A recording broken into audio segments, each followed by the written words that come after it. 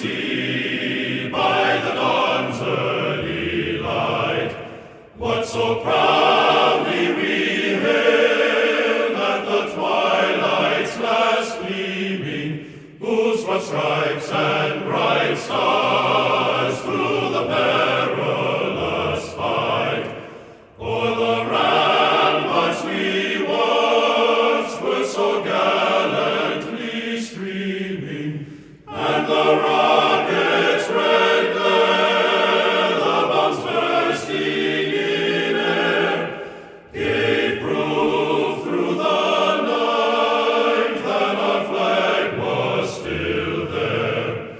Oh,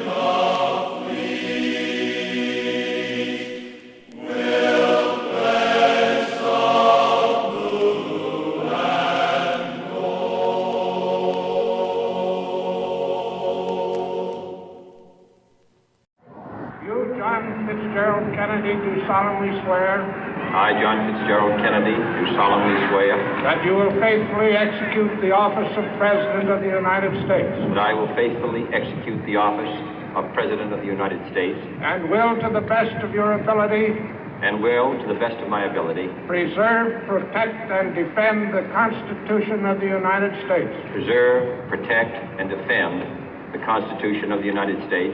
So help you God. So help me God.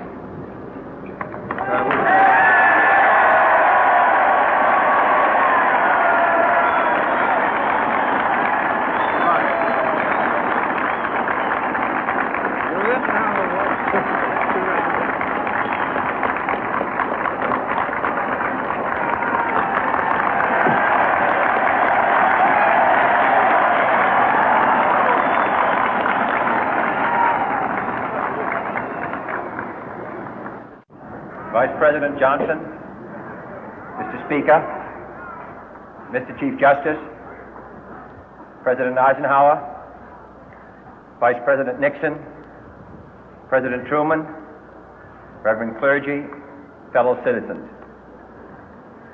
We observe today not a victory of party, but a celebration of freedom, symbolizing an end as well as a beginning, signifying renewal as well as change.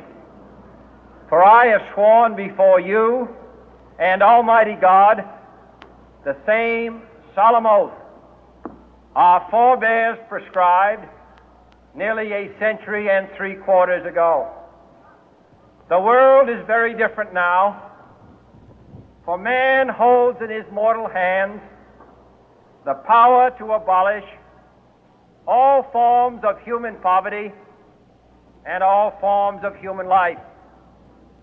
And yet the same revolutionary beliefs for which our forebears fought are still at issue around the globe. The belief that the rights of man come not from the generosity of the state, but from the hand of God. We dare not forget today that we are the heirs of that first revolution. Let the word go forth from this time and place to friend and foe alike that the torch has been passed to a new generation of Americans born in this century, tempered by war, disciplined by a hard and bitter peace, proud of our ancient heritage, and unwilling to witness or permit the slow undoing of those human rights to which this nation has always been committed and to which we are committed today at home and around the world.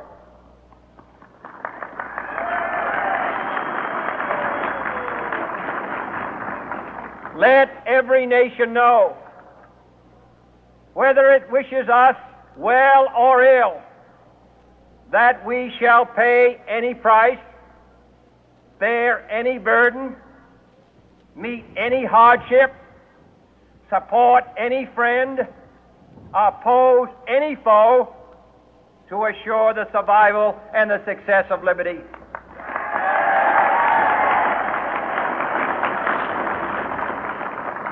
This much we pledge and more. To those old allies whose cultural and spiritual origins we share, we pledge the loyalty of faithful friends. United, there is little we cannot do in a host of cooperative ventures. Divided, there is little we can do, for we dare not meet a powerful challenge at odds and split asunder. To those new states whom we welcome to the ranks of the free, we pledge our word that one form of colonial control shall not have passed away, merely to be replaced by a far more iron tyranny. We shall not always expect to find them supporting our view, but we shall always hope to find them strongly supporting their own freedom, and to remember that in the past, those who foolishly sought power by riding the back of the tiger ended up inside.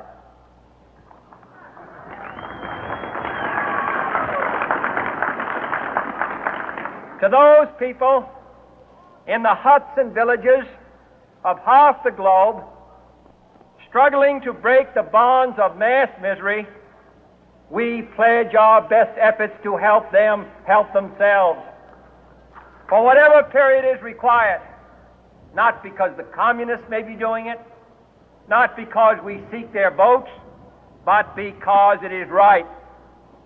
If a free society cannot help the many who are poor, it cannot save the few who are rich.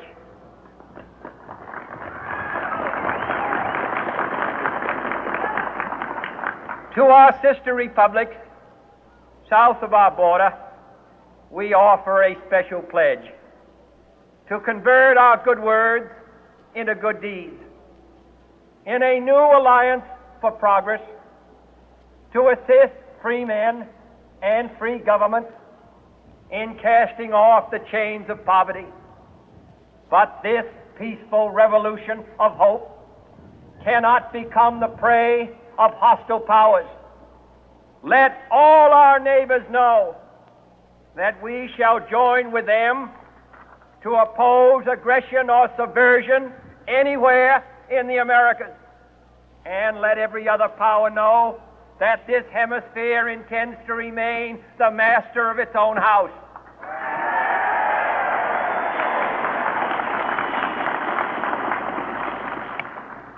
To that World Assembly of Sovereign States, the United Nations, our last best hope, in an age where the instruments of war have far outpaced the instruments of peace, we renew our pledge of support to prevent it from becoming merely a forum for invective, to strengthen its shield of the new and the weak, and to enlarge the area in which its writ may run.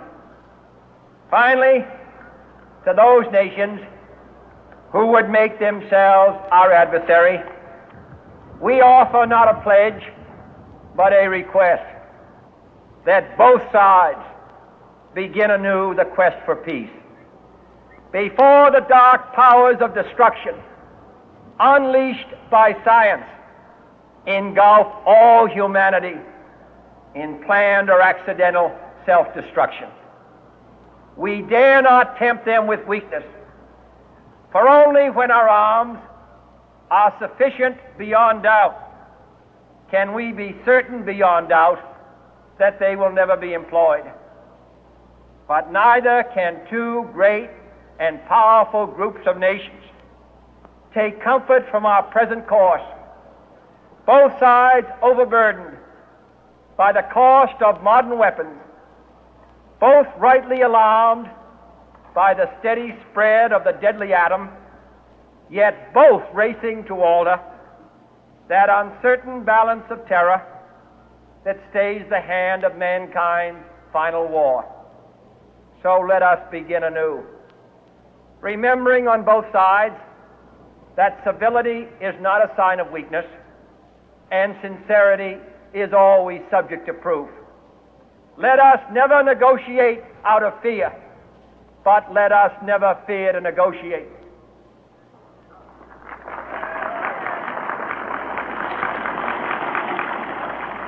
Let both sides explore what problems unite us, instead of belaboring those problems which divide us.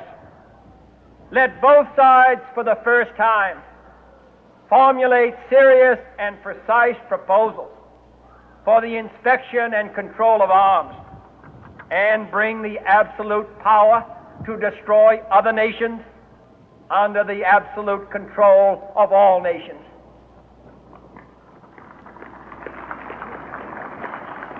Let both sides seek to invoke the wonders of science instead of its terrors.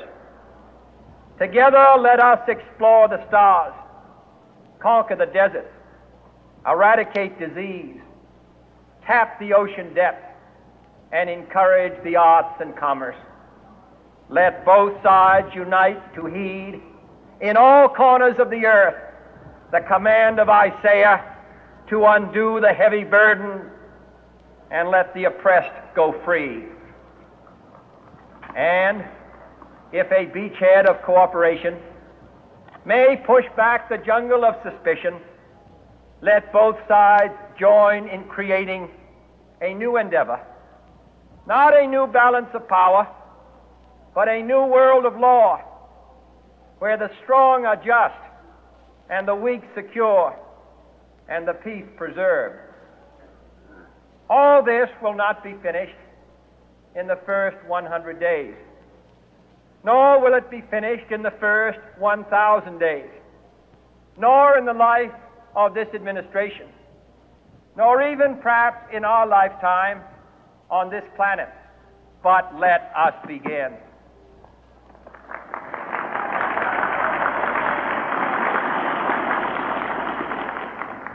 In your hands, my fellow citizens, more than mine, will rest the final success or failure of our course. Since this country was founded, each generation of Americans has been summoned to give testimony to its national loyalty. The graves of young Americans who answered the call to service surround the globe. Now the trumpet summons us again, not as a call to bear arms, though arms we need, not as a call to battle, though in battle we are, but a call to bear the burden of a long twilight struggle, year in and year out, rejoicing in hope, patient in tribulation, a struggle against the common enemies of man, tyranny, poverty, disease, and war itself. Can we forge against these enemies a grand and global alliance, north and south, east and west, that can assure a more fruitful life for all mankind? Will you join in that historic effort?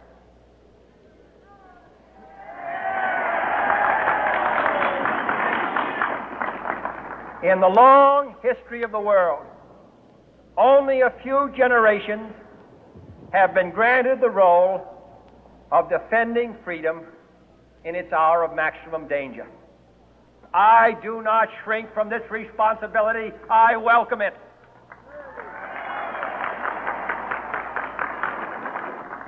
I do not believe that any of us would exchange places with any other people or any other generation. The energy, the faith, the devotion which we bring to this endeavor will light our country and all who serve it. And the glow from that fire can truly light the world. And so, my fellow Americans, ask not what your country can do for you, ask what you can do for your country.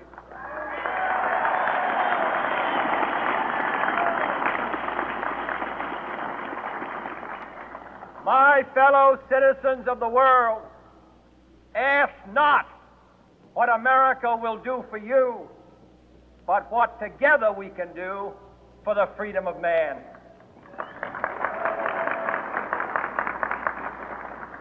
Finally, whether you are citizens of America or citizens of the world, ask of us here the same high standards of strength and sacrifice which we ask of you. With a good conscience, our only sure reward, with history the final judge of our deeds, let us go forth to lead the land we love, asking His blessing and His help, but knowing that here on earth God's work must truly be our own.